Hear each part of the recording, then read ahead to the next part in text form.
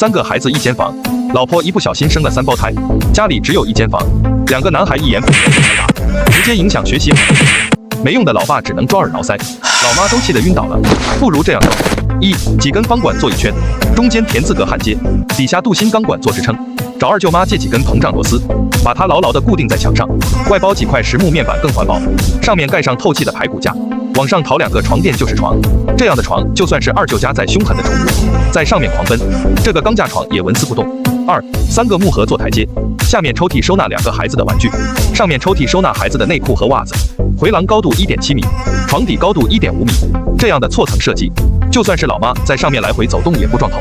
3、床靠背半截木饰面配灯带，墙面挖一个薄薄的洞，增加收纳空间，让孩子睡前养成阅读的好习惯。外面木饰面隔墙，中间掏2个洞，麻绳网格固定，采光通风又透气。记得安装窗帘，遮光睡觉才舒服。旁边安个铁护栏，防止睡觉的时候滚下来。中间安个小吊扇，睡觉更凉爽。4、床底做个小书房，下面做一排 U 型矮柜，不常用物品放里面，空间不浪费。外面做2个带滚轮的抽拉柜，孩子学过书籍全放下，留住童年的美好回忆。靠墙做书柜，高考复习资料全放下。矮柜上放上软垫就是沙发，一块木板延伸过来就是书桌，孩子读书写字更宽敞。清华北大随便考。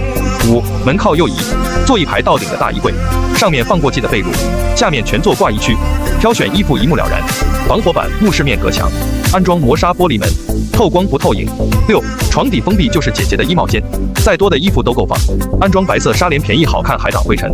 钢架靠飘窗做个拼接床，外包木饰面，延伸到飘窗，往上淘个床垫就是舒服的床。靠墙贴软包睡觉才舒服。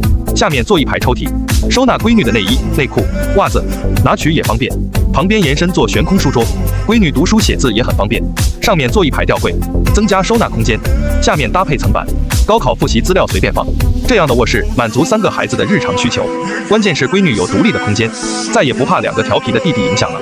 7、也许这个设计你感觉还不错，以后也不希望被中间商赚差价，那就进入主页查看更多更好的设计。几年后流行的小卧室，卧室长 3.1 米，宽 2.8 米，放下床和床头柜，开门都困难，活动空间太小，进出总是蹑手蹑脚。去掉一个床头柜，床靠窗睡觉不安心，关键是衣服太多，一个衣柜不够放。大聪明的我决定这样带：1、几根方管做床架，横竖焊接更牢固，底下立柱做支撑。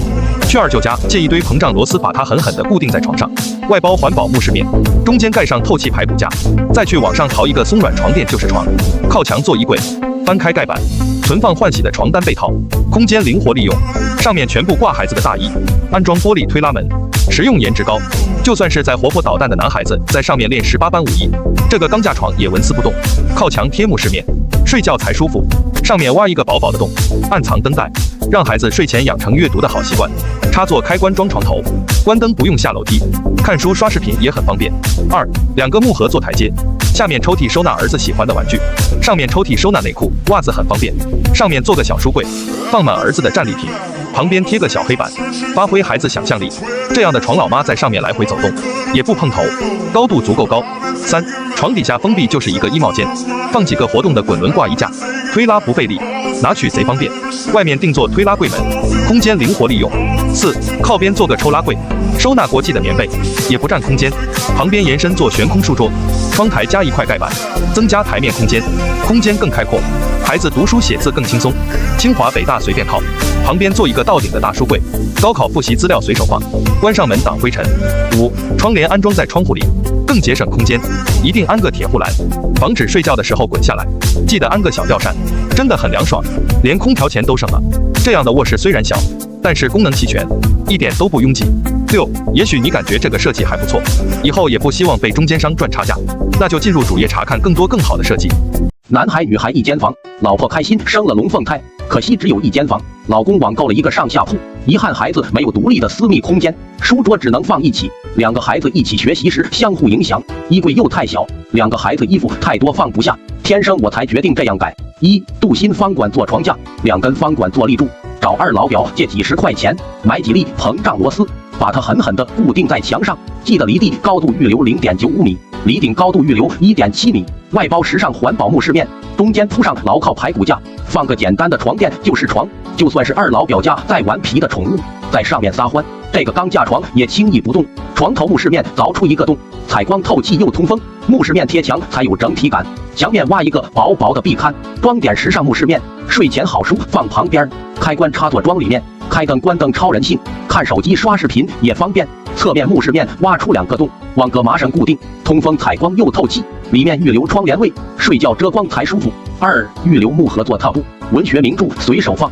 这个高度就算是霸道老妈都可以在上面随意走动，睡到成年都没有问题。侧面构作通顶大衣柜，女孩漂亮衣服随手挂，安装黑膜玻璃推拉门，实用颜值高。下面定做抽拉柜，收纳平时不常用物品，空间完美利用。3. 房门移动更实用，上面还可做吊柜，高考复习资料好拿取，关上门没灰尘。下面做个悬空书桌，读书学习更轻松，轻松考取985。4. 床底隔面墙，划出2个区域，放2个带活动滚轮的晾衣架，推进拉出都轻松。搭配玻璃折叠门，就是2个孩子的微型衣帽间，防火板材做隔断，隔出2个空间，安装磨砂玻璃平开门，透光不透影。5. 焊接钢架平齐飘窗，底部立柱做支撑，环保木饰面固定，放上床垫就是床，靠墙处贴软包，睡觉才香香。底下做2个带滚轮的抽屉，专门收纳内衣和过季的衣服。6. 靠墙处也做通顶大衣柜，专门挂常穿的衣服，拿取贼方便。旁边延伸做个悬空书桌，读书不迷路，空间也够大。上面做吊柜，增加了收纳空间，高考复习资料放里面。这样的卧室满足2个孩子有独立的学习区、休息区，完美的组合了收纳空间。7. 也许你感觉这个设计还不错，也不希望以后被中间商赚差价，那就进入主页查看更多更好的设计。几年后流行的卫生间，辛苦1天的老婆，每天先是刷牙，洗手台太小，上面东西乱七八糟，上个厕所抽纸无处安放，还总是弄得湿哒哒的，洗澡脱的衣服和要穿的睡衣没有地方放，关键冬天冲凉老婆冷得发抖。不如这样改：1. 常规卫生间长2.8米，宽1.8米，用红砖砌个墙，中间掏2个洞，干湿分区，瓷砖贴面，玻璃砖做隔断，实用颜值高。旁边安装铝合金长虹玻璃门，透光不透影，防水防潮颜值高。2. 里面红砖砌浴缸，外贴大理石，底下整块大理石做拉槽，防滑的同时不积水，放上干净的水，简单的浴缸就这样完成了。旁边淋浴区地面下沉5公分，防止水外流，接口弧形大理石连接不绊脚，提前预买2个75的下水管，装个长条地漏，实用颜值高，跑水比火箭还快。浴缸上安装吊轨双层烤漆玻璃，防止冲澡的水溅到浴缸里，淋浴房就这样完成了。冬天怕冷的老婆，每天都可以舒舒服服泡个热水澡了，关键也不影响喜欢淋浴的老公。3.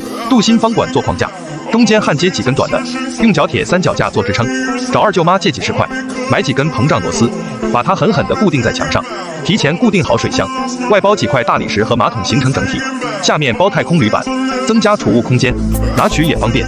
这样的钢架洗手台就算是二舅家的宠物，在上面狂蹦也纹丝不动。台面掏1个洞，定制陶瓷台下盆，台面水渍好清洁，安装壁挂马桶，实用颜值高，主要增加了台面和侧面收纳空间，关键悬空洗手台和马桶底下再无卫生死角。4. 上面安装壁挂洗衣机，专洗内衣内裤，杀菌消毒更健康。下面小型洗衣机，专洗老公的臭皮鞋，解放老婆的双手才是硬道理。台面空间太小，瓶瓶罐罐又真不少，拆掉原有隔墙，瓷砖砌壁龛，在败家的老婆都够放了。台面更整洁，安装极窄吊柜轨道，定制2扇长虹玻璃推拉门，推拉不费力。